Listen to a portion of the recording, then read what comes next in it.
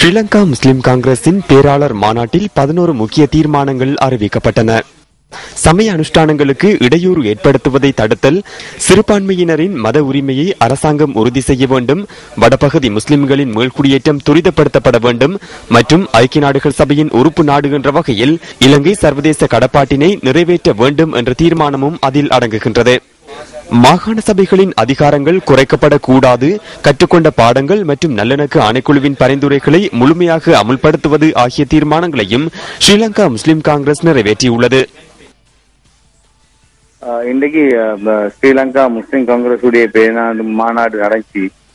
இந்த மாநாட்டுல அந்த விமல் வீரவன்ச வச்சாரு 11 கோரிக்கை, ஹக்கீம் வைக்கிறாரு 12 கோரிக்கை. இது என்ன, மதஸ்தானத்துக்கு அடிக்க கூடாதான். அதே மதஸ்தானத்துக்கு அடிக்க கூடாது இன்றைக்கா மோஷன் போடுறேன். மதஸ்தானத்துக்கு 2 வருடமாக அந்த கிழக்கு மாகாண தேர்தலில் இருந்தே மதஸ்தானத்துக்கு அடிச்சு கொண்டுதான் வராங்க. அதை நிறுத்துறது கேபினட் அமைச்சர் நீதி அமைச்சருக்கு இயலாம போச்சு. அப்படியாக இந்த நீதி அமைச்சர் இன்றைக்கு மாநாடு நடத்தி அதுக்கு ஒரு ரெசல்யூஷன் மூவ் பண்றாரு. மாகாண சபைக்கு இன்னும் பவர் கொடுக்கணுமாம்.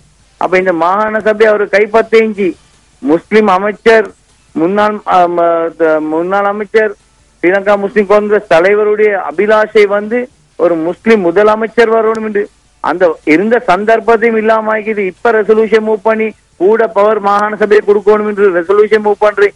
இதை மாய் ஒன்றுக்கும் உதவாத 12 கோரிக்கையை போட்டு இந்த அரசாங்கத்துக்குள்ள இருக்கிறதுல அர்த்தம் இல்ல.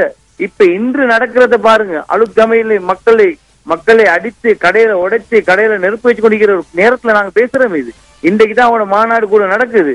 அரசாங்கத்தோட விளவ வேண்டிய அமைச்சர் முஸ்லிம் காங்கிரசும் அரசாங்கத்துக்குள்ள இருந்து கொண்டு ரெசல்யூஷன் மூவ் பண்ணுது. இவனுக்கு அல்லாத பயப்படுறே இல்ல.